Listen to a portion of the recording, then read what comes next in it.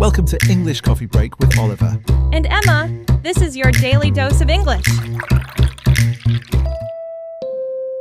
Emma, say something. I don't know what to say. The silence is so loud. Say something about the weather. Quickly. Hello, everyone. Welcome to English Coffee Break. I am Emma. And I am Oliver, and we just survived the most terrifying situation known to humanity. The awkward silence in an elevator with a stranger. Awkward means causing embarrassment or making you feel uncomfortable. It is pure agony. You are trapped in a small metal box, staring at the floor numbers changing, pretending to check your phone. Today, we are going to fix that.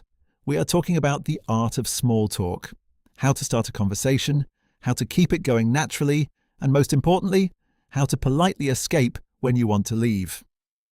For many of our listeners, especially those from Eastern Europe or certain parts of Asia, small talk feels fake. They ask, why are Americans always smiling and asking, "How are you?" if they don't actually care? That is a brilliant question. And we will explain the psychology behind it. But before we dive into the psychology, we have a very exciting announcement. We are hosting a community challenge. In the description below, there is a link to download our free Small Talk Cheat Sheet PDF. It is a fantastic workbook filled with the exact formulas and phrases we will teach you today. Here is the challenge. At the end of the PDF, there is a short conversation quiz. You need to write your own natural responses to 2 awkward situations. Once you finish, email your answers to us. The email address is in the description. The first 3 people who send us their completed quiz will get a massive shout out in our next video. We will put your name on the screen and celebrate your English skills. It's a great way to practice your writing, so download the PDF right now. And speaking of celebrating skills, Emma, it is time for my favorite segment of the show. We need to look at the results from our last episode. Yes! In our last episode about job interviews, we challenged you to write your own answers using the STAR method. Our inbox was completely full. You guys are amazing, but 3 people were the fastest, and their English was absolutely flawless.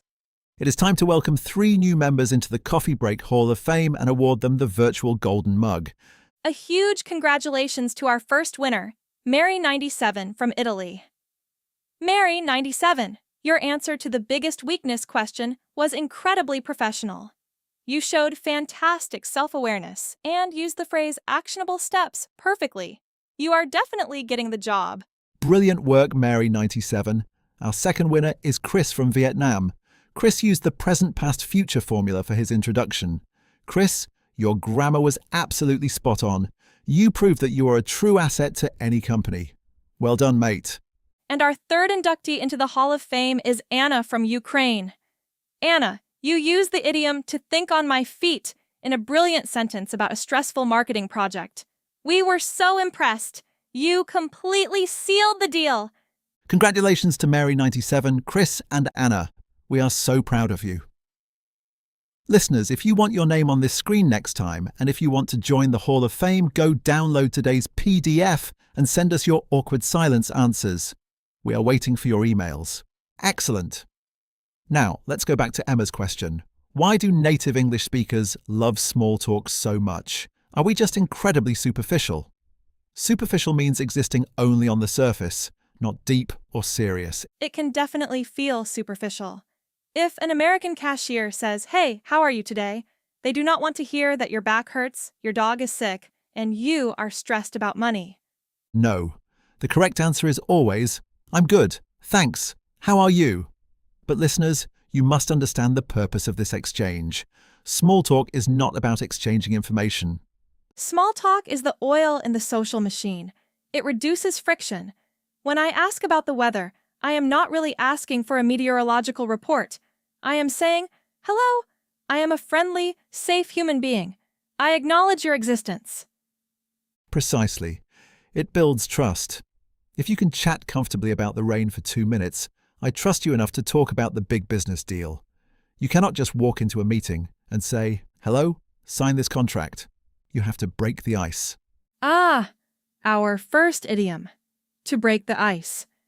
meaning to do or say something that makes people feel more relaxed and comfortable in a new situation.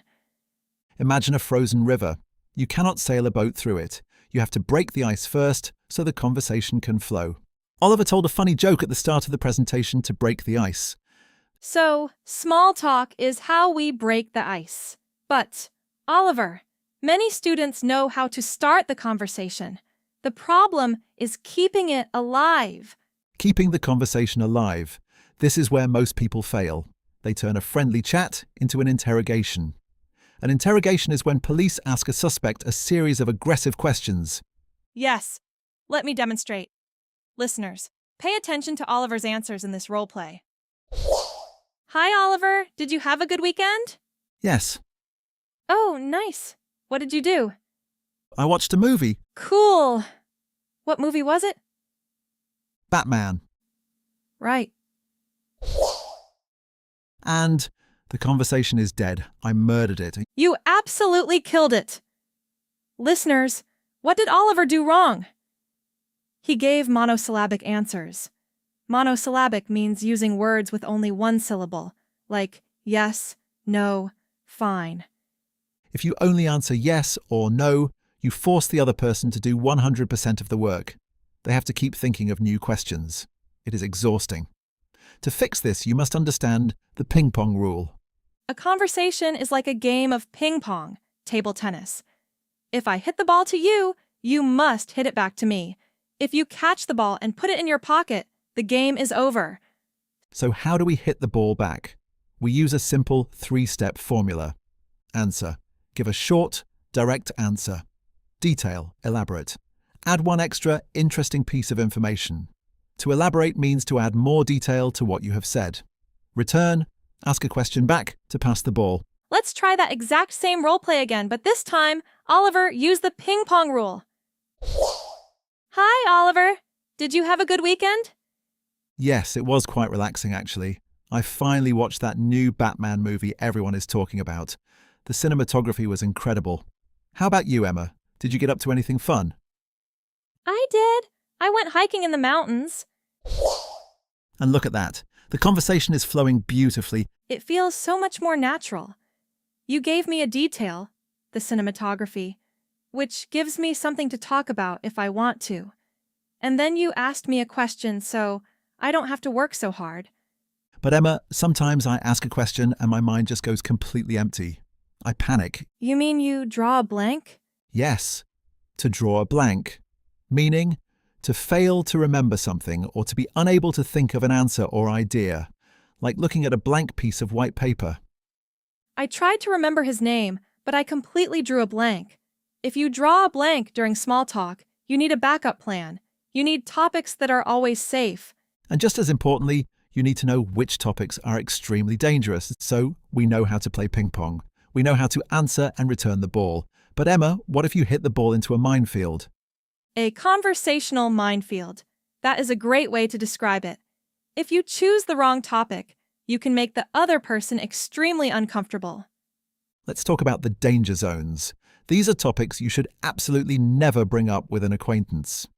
An acquaintance is someone you know slightly but who is not a close friend.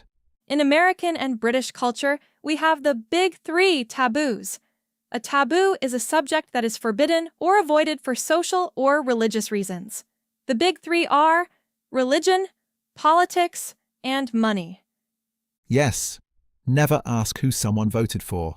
Never ask how much their house cost or what their salary is. It is considered highly invasive. Invasive means tending to intrude on a person's thoughts or privacy. But Oliver, there is a 4th danger zone. Physical appearance. You should never comment on someone's weight, age, or if they look tired. Even if you say, "Wow, you look like you lost weight." That can be very offensive in the West. That is absolutely true. But Emma, wait a minute. Didn't we just discuss this exact topic in another episode? Yes, we did. Listeners, if you watched our special episode on Vietnam, you might remember our guest, Lynn. She explained that in Vietnamese culture, commenting on someone's weight or age is totally normal. It is a sign that you care about their health. Exactly. In Vietnam, saying "you look chubby" can be a compliment. But in London or New York, if you say that at a networking event, you will never speak to that person again. If you haven't seen that episode, go check out our Global Pass playlist. It is fascinating how small talk changes across borders.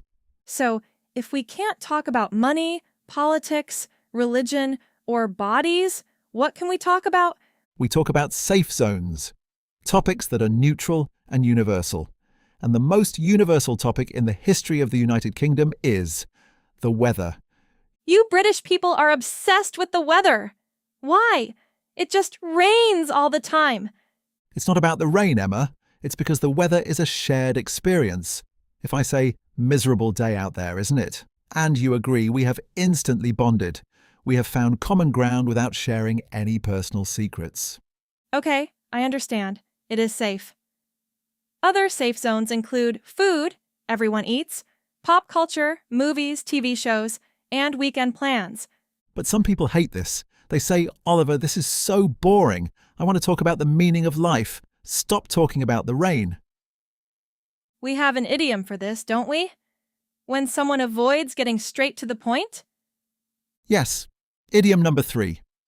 To beat around the bush, meaning to avoid talking about what is important, to talk about lots of unimportant things because you want to avoid the main topic. This idiom comes from bird hunting. Hundreds of years ago, hunters would hire people to hit the bushes with sticks. They were beating around the bush to scare the birds out so the hunter could shoot them. They weren't hitting the birds directly. Brilliant history lesson. So if your boss asks, did you finish the report? And you say, well, you see, the computer was slow and I had a coffee. Your boss will say, stop beating around the bush. Is it finished or not? But, Oliver, small talk is literally beating around the bush.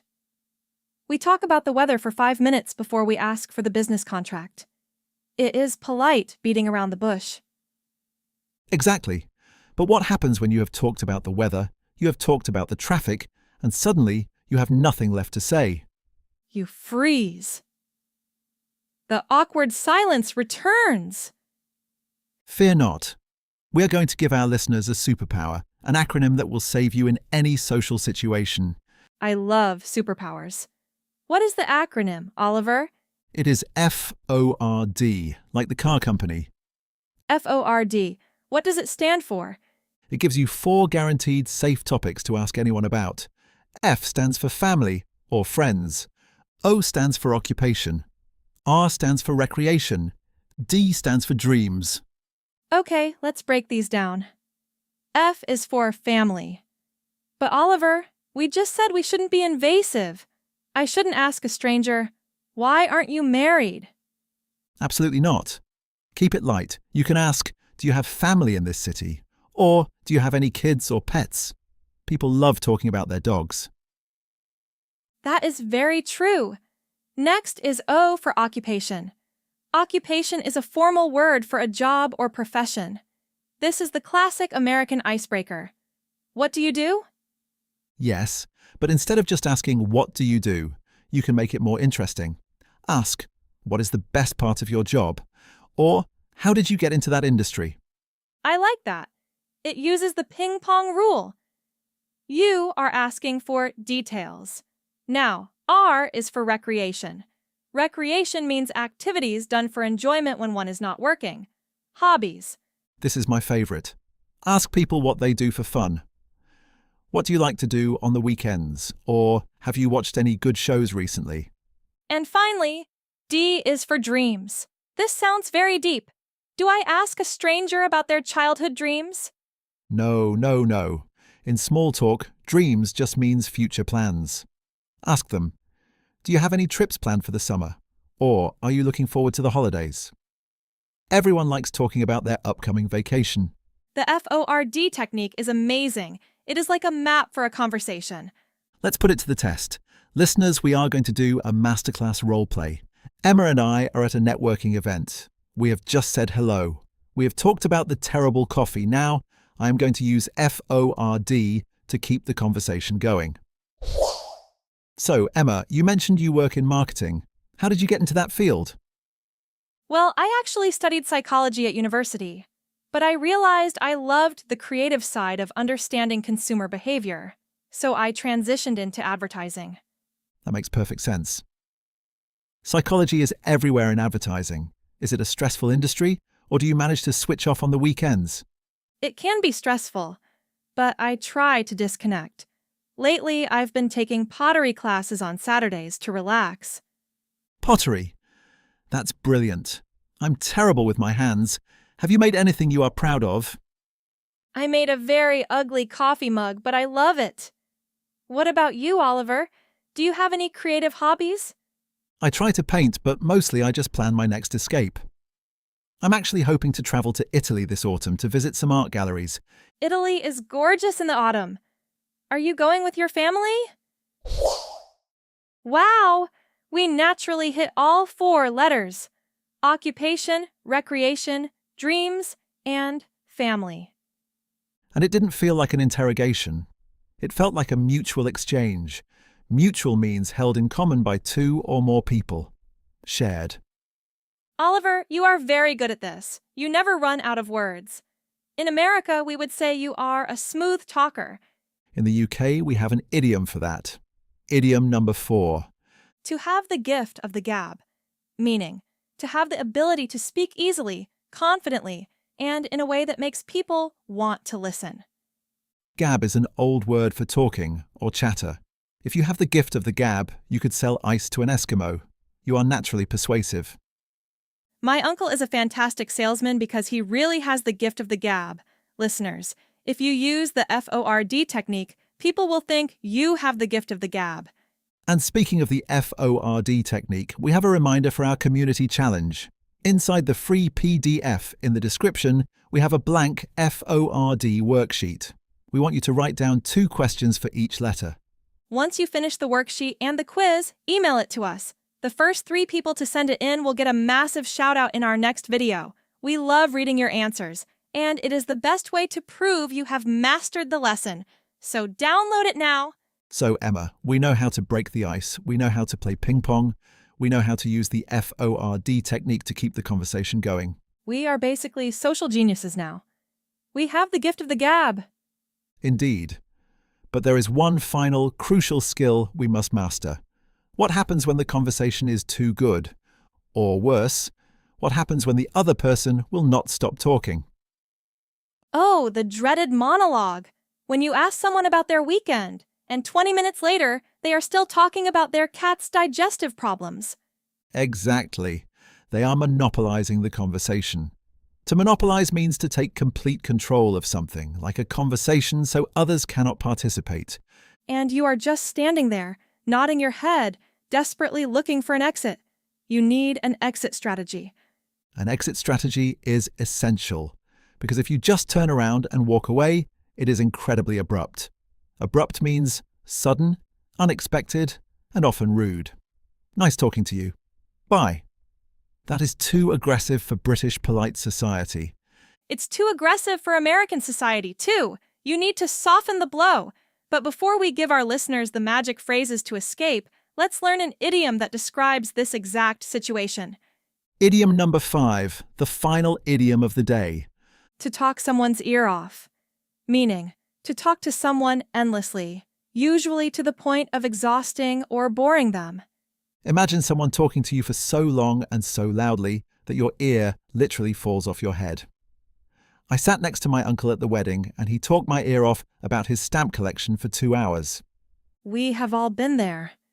So, how do we escape the person who is talking our ear off? You need a polite excuse.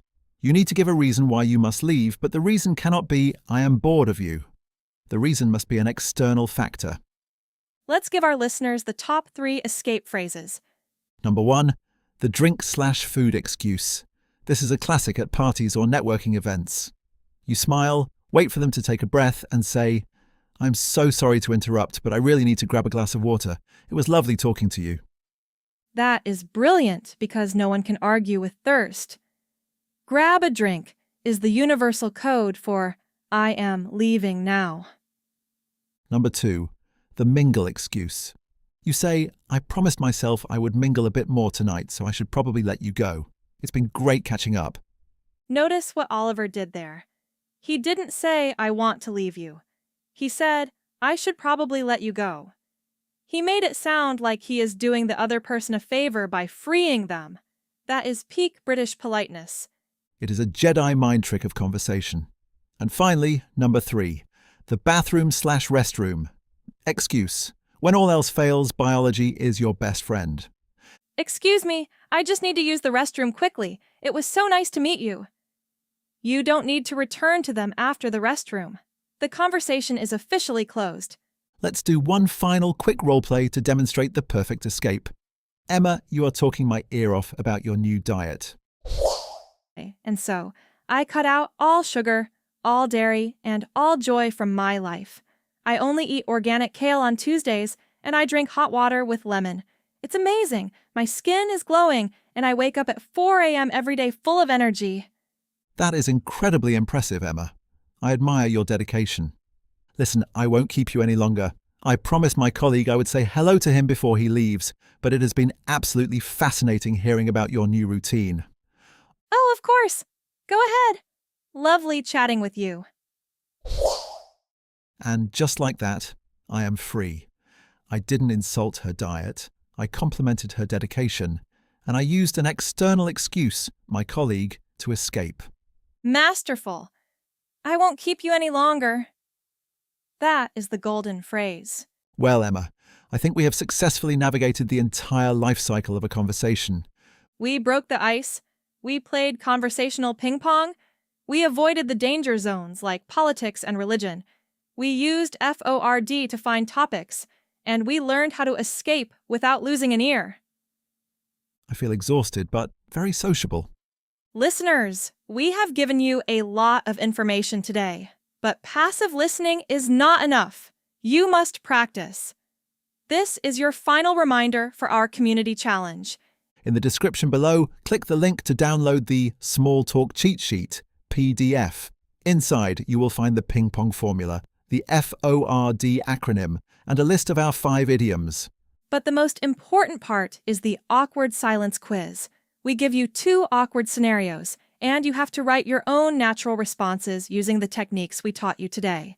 Complete the quiz, take a photo, or save the file, and email it to us at the address in the description. The first 3 people to send us their brilliant answers will receive a massive shout-out in our next video. We want to see how you break the ice. It is the best way to prove to yourself that you have mastered small talk. We check our emails every day, and we love reading your creative answers. And speaking of interacting, we want to hear from you in the YouTube comments right now. What is your favorite safe zone topic when you meet a stranger? Do you talk about the weather like a true Brit? Do you talk about food, or do you talk about movies?